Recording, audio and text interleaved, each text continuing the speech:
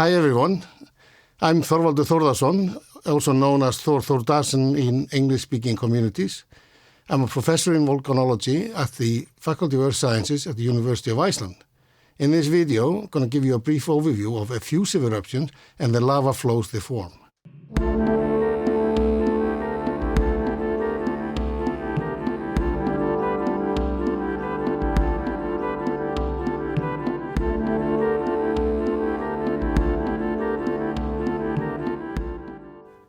As shown by these images, effusive eruptions span a range of styles and types. As you may be aware of, a range of circumstances can lead to effusive eruptions. Firstly, the magma that are rising from depth towards the surface can contain so low volatile content that there is not enough volatiles to exsolve to produce fragmentation of the magma as it decompresses on its way to the surface, and therefore we have lava effusion. Secondly, the lava that is rising can be mafic in composition or very fluid, such that when the gases exsolve into bubbles, the bubbles grow very quickly and rise much faster than the magma and escape into the atmosphere without producing explosive activity, and consequently lava is formed. Thirdly, we can have a situation where the magma is effusing onto the seafloor under high pressure. So we have, at great water depths, we have high pressures that prevent the gases to exsolve, i.e. prevents fragmentation of the magma, and lava effusion consumes. Fourthly, the viscosity of the magma can be high enough to prevent fragmentation, and therefore lava effusion takes place. Consequently, magma composition is an important factor controlling whether eruptions become effusive or explosive, but also other factors come into play, including external environmental factors, as well as the subsurface history of the magma on its travel from its origin to the surface. What is effusive volcanism? What is an effusive eruption? There are a host of definitions out there in the literature of variable complexities. I like to keep it simple. An effusive eruption is eruption that produces lava flows.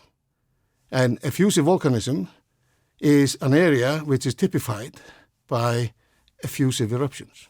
So effectively, effusive eruptions is where you have outpourings of coherent liquid magma. Also, we can make this definition a bit clearer. We can say that an effusive eruption is an eruption where 90% or more of the products that are erupted are emplaced on the surface of the earth as lava, and the rest then can be deposited as tephra. There are a number of ways we can classify effusive eruptions. One way of doing so is use magnitude, i.e. the size or volume. We can then talk about small or medium-sized eruptions, Hawaiian or Strombolian-like events that produce lava flows, and are on the order of 0.1 to 1 cubic kilometer in size. We can talk about the medium-sized or large events as we see them normally. These are flood lava events and are 1 to 100 cubic kilometers in size, and good examples of that is, for example, the 1783-84 Laki eruption. And we also have Mackay eruptions, which are 100 to 10,000 cubic kilometers in size, and typically are known as flood basalt eruptions. Another way of classifying an effusive eruption is by looking at the behavior of the gas phase during the final ascent of the magma to the surface, or in the top part of the conduit, the shallowest few hundred meters. And that's when gas starts to escape from the magma into bubbles. And if the bubbles remain relatively small and coupled with the magma, rise roughly at the same velocity as the magma towards the surface, then the eruptions will be weakly explosive. If the gas forms large bubbles, it rises much faster than the surrounding magma, then the gas phase will escape with significant vigor and produce very strongly and powerful fountaining eruptions. Effusive eruptions form a range of lava types. And here we're going to focus on the mafic realm of effusive eruption and the lava types they produce. So the fundamental form of basaltic lava flows is pahoehoe lava. And that's where you have lava being transported under stationary crust. So initially the lava comes out, it forms a crust, that crust thickens on the lava, and then it seals the liquid interior off. And most of the lava flows in a sealed environment. The other extreme is ō lava, where actually the crust is disrupted in a viscous state continuously during flow, and the lava is transported in open pathways, which show incandescent lava and therefore lose a lot of heat. There are a number of intermediate types and have a wide range of names like slabby pahoehoe, rubbly pahoehoe, spiny pahoehoe. These are all sort of intermediate types between the two end members of pahoehoe and ō. And their mechanism of formation relates typically to that of pahoehoe and then sort of grade over towards ō. So what are the controlling factors in terms of determining what type of lava is formed in a mafic effusive eruption?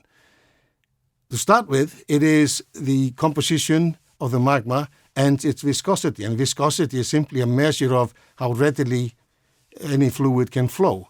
Higher the viscosity is, the more difficult it is for the fluid to move. Lower the viscosity is, the readily it runs. And there are other factors that come into play as well. The magma discharge, i.e. the amount of magma coming out of the vent per unit time, is an important factor because the higher the flux is, the more easy it is to push the liquid away from source. The slope of the underlying surface is a very important factor because if the greater the slope is, the easier it is for gravity to pull the lava away from its origin. And of course, there are also important factors like the heat budget of the lava. The more heat the lava loses per unit length of flow, the quicker it becomes stiff and the quicker it actually stops flowing. It makes it more difficult for it to flow. The better insulated the lava is, the much easier it is for it to actually advance longer distances because then it loses a little heat and the viscosity, the original viscosity, stays more or less the same. So let's consider a little bit further insulated transport versus open transport of lava from vent to source of deposition. If lava comes out of a vent which is crusted over, then basically it will have the same temperature as it had at its origin deep in the ground. So it actually will not lose much heat at the vent. And that's because if the lava lake is crusted over, the crust is very insulating and will reduce the heat loss significantly, almost make it non-existent at the vent. If you, on the other hand, have fountaining activity at the vent, then you expose incandescent lava to the atmosphere and it loses heat very rapidly via radiation, and it will therefore cool to a degree just during the transport through the lava fountain and back into the liquid lava which is flowing away from source. So these processes at the vent will determine what the initial viscosity of the lava is when it leaves the vent. Also, if you have a transport system that is insulated, and we know those transport systems as lava caves, for example, or lava tubes, that actually transport the lava underneath a stationary crust, and it goes through sort of pipes and is delivered to a place of deposition where the lava flow field is actively growing. If that is the characteristic transport system of the lava, then the lava will cool less than 1.1 degree centigrade per kilometer. So for a 10-kilometer long lava flow or lava transport system, it will lose about 1 degree. Now, the initial temperature of the lava can be in the range of 1,050 to 1,250 degrees C, and if that temperature is reduced by 1 degree, that's insignificant. So An insulated transport system will actually deliver very hot lava to the place of deposition. The opposite is true for open transport system, which typifies ā flows. There you have incandescent lava exposed at the surface, and therefore the lava is losing heat by conduction and radiation. And this addition of radiative heat loss will increase the heat loss by 100 times or even 1,000 times. So the lava will be losing in any of the order of 10 to 100 degrees per kilometer. So transport over 10 kilometers, it basically will have cooled below its freezing point and it will stop flowing. So what determines the length of lava flows is actually how well insulated its transport system is. The better insulated the transport system is, the easier it is to make long lava flows. So the key domains of an active lava flow field are the vent, where the magma is actually coming up from deeper down onto the surface of the earth. The transport system of the lava, which is usually either lava tubes or lava channels. Lava tubes are a closed system transport. Lava channels are open system transport. And the distinction between these two is very important because one is very thermally insulating and the other one is not so thermally insulating system. We also have one more component to the active lava flow fields. That's actually the place of deposition of the lava when it comes out of the transport system. And that we refer to that as the active lava front. And that's where, in reality, where the growth of the lava flow field takes place at any one time. So in order to form really long lava flows, we need insulated transport system. And this is very well demonstrated in the pahoehoe eruption of the Kilauea volcano in Hawaii, which lasted from 1983 to 2018. But in the period of 1983 to 1986, it featured very intensive and high fountaining activity and produced ā lava flows. These ā lava flows advanced from the vent at fairly high velocity because they were driven really by relatively high effusion rate of up to about 380 cubic meters per second. And they cascaded down the slopes, but they never managed to get to the coastline because they lost heat so rapidly they cooled and stiffened really fast. Now, in 1986, the activity changed.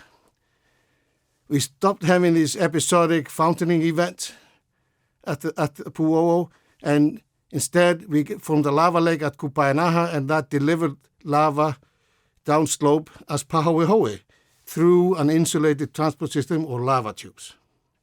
This low effusion, 10, 15 cubic meters per second, phase of the eruption, delivered lava to the sea within 3 years. As a final point, I just want to talk a little bit about how pahoehoe lavas advance. They typically advance as a relatively thin sheet at the beginning. They form as a breakout from existing lobe in the lava flow field and then spread like a thin sheet fairly rapidly. And you can then see the crust start to form, and suddenly you see that the crust covers the whole lobe. It is stationary, the lava still flowing underneath it. The front of the lava is slowing down and even halting advance. But what happens instead, the lava starts to thicken. The upper surface, which is a free surface, rises, and it can rise significantly over a period of few hours to few days.